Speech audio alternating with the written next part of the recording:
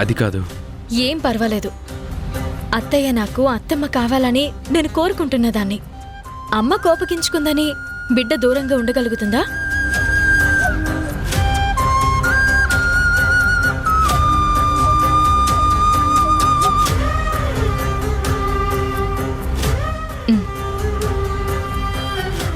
రత్తాలు, నువ్వందరికీ భోజనం వడ్డించు. అలాగే సినమ్ గారు.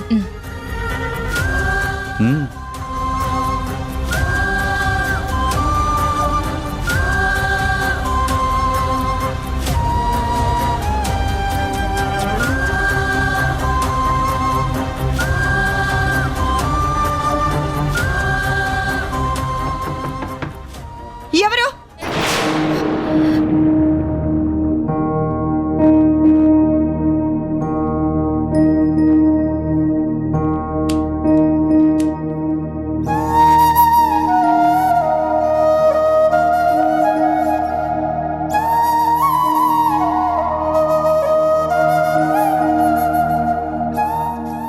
అత్తయ్య గారు,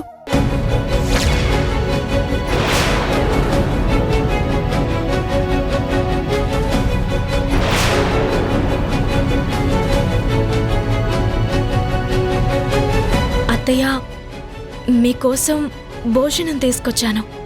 ఆపు! నువ్వు నన్నలా పిలవకు. భరించలేకుండా ఉంది. నీ మోహన్ చూడ్డువే నాకిష్టం లేదు. అలాంటిది నీ నోటితో నన్ను అత్తయ్య అని ఎలా పిలుస్తావు?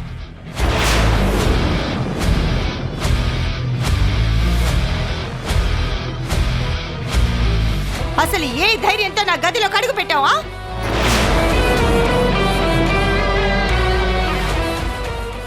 చూడండి, ఏ శుభముహూర్తంలో అయితే మీ అబ్బాయి నా మెడలో ఈ తాళిని కట్టారో ఆ క్షణంలోనే నేను మీ కోడల్నైపోయాను.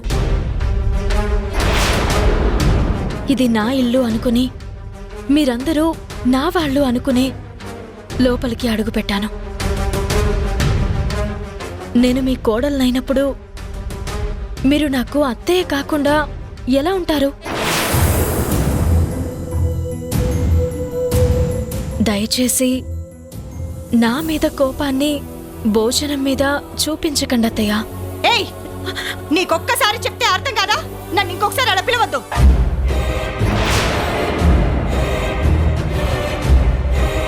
అత్తయ్య, నా మీద మీకు కోపం ఉంటే తిట్టండి, కావాలంటే కొట్టండి.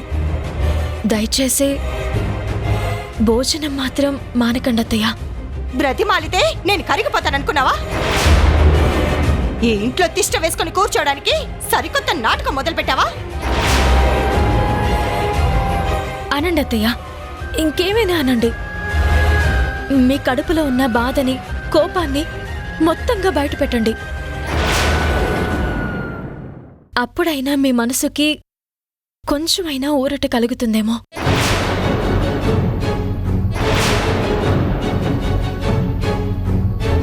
అత్తయ్య, నాకు ఊహ తెలియకముందే మా అమ్మ వెళ్ళిపోయింది. నేను తల్లి లేకుండానే ఇన్నాళ్ళు పెరిగాను. నోరారా అమ్మా అని పిలిచే అదృష్టమే లేకుండా జీవితాన్ని గడిపాను. అందుకే మిమ్మల్ని అత్తమ్మ అని పిలవాలని ఆశపడుతున్నాను. అసంభవం! నా కుటుంబానికి అంత ద్రోహం చేసిన నిన్ను నేను క్షమించే ప్రసక్తే లేదు. వెళ్ళు. ఇంకొక క్షణం నువ్వు నా కళ్ళ ముందు ఉన్నావో నేను ఏం చేస్తానో నాకే తెలీదు. వెళ్ళిపోయి ఇక్కడి నుంచి. వెళ్ళు.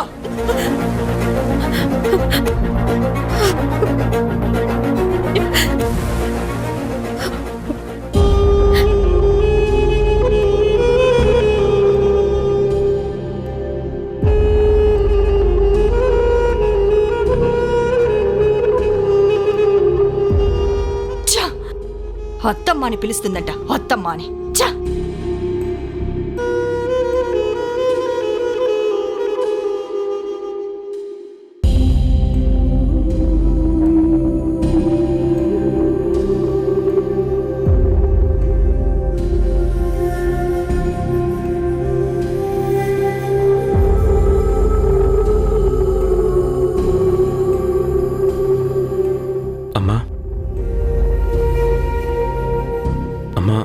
ప్లీజ్ భోంచేయమ్మా.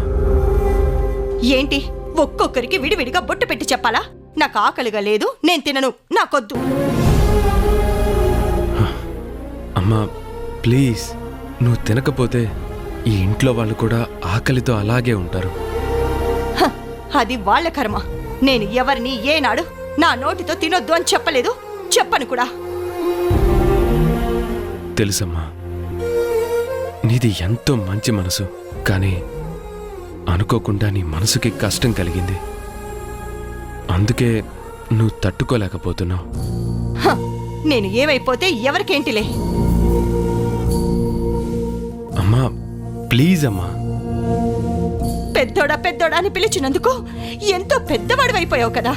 నీ సొంత నిర్ణయాలు నువ్వే తీసుకుంటున్నప్పుడు ఇక నీకు నాతో పనేంటి? నేనేమైపోతే నీకేంటి? అమ్మా ప్లీజ్, అలా అనొద్దమ్మా. నువ్వు నా తల్లివి, నేను నీ పెద్ద కొడుకుని. అవునా? పెద్ద కొడుకంటే తల్లికి చెప్పకుండా తల్లి లేకుండా ఎవరినో పెళ్లి చేసుకుంటాడా? ఈ తల్లి మనసు ఏమవుతుందోనని ఒక్క క్షణం కూడా ఆలోచించడా? ఎంత పిచ్చిదాన్నిరా నేను. ఎన్నెన్ని కలలు కన్నాను, ఎన్నెన్ని ఊహించుకున్నాను. తొలిసారిగా నా ఇంట్లో జరిగే శుభకార్యం, నా పెద్ద కొడుకు పెళ్లి నా చేతుల మీదుగా జరిపించాలి. నా చేత్తో కళ్యాణ తిలకం దిద్దాలి. నేనే పెళ్లి కొడుకుని చేసి నా చేత్తో నేనే ఎంతో సంతోషంగా గర్వంగా కళ్యాణ మండపానికి తీసుకెళ్ళాలి. పచ్చని పందిట్లో పెళ్లి జరుగుతుంటే నిండు మనసుతో అక్షింతలు చల్లి ఆశీర్వదించాలి. ఎన్నో ఎన్నో కలలు కన్నాను. ఏది ఏది ఏది జరగలేదు. మొత్తంగా ఒక్క పూటలోనే నా ఆశలన్నీ పేక మేడల్లాగా కుప్పకూలిపోయాయి. అయినా అడ్డాల నాడు బిడ్డలు గాని గడ్డాల నాడు కానే కాదు కదా. పిచ్చి తల్లి ఏం చేస్తుందిలే అనే ధైర్యం. మహా అయితే ఏడుస్తుంది, కోపంతో పిచ్చి పట్టినట్టు అరుస్తుంది. ఆ తర్వాత తనే సర్దుకుంటుందిలే అనే నిర్లక్ష్యం. అంతే కదూ?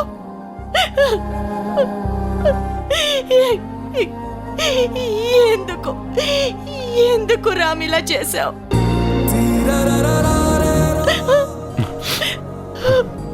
అమ్మా వద్దు వద్దు వద్దే వద్దు. నాకు ఈ ప్రేమలు మమకారాలు బంధాలు అనుబంధాలు ఇంకేవి వద్దు. వద్దు, వెళ్ళు, వెళ్ళిపో.